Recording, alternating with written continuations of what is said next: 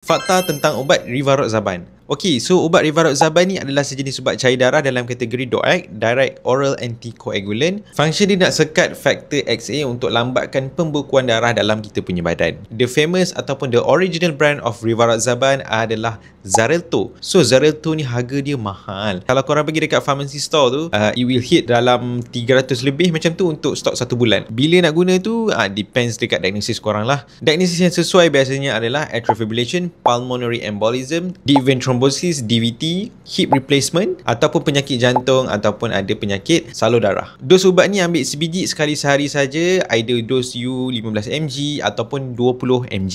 Kesan sampingan yang paling common sekali adalah lebam, hidung mungkin berdarah, sakit perut, dan yang menarik pasal ubat Rivaroxaban, kita tak perlu nak buat regularly blood monitoring macam ubat warfarin. Yang paling penting kena pantau adalah buah pinggang. So untuk pasien yang ada CKD buah pinggang, memang kita akan assess dulu, sebab kalau buah pinggang tu terlalu teruk, kita akan tukar ubat daripada Rivaroxaban kepada alternatif lain, contohnya warfarin ataupun apixaban.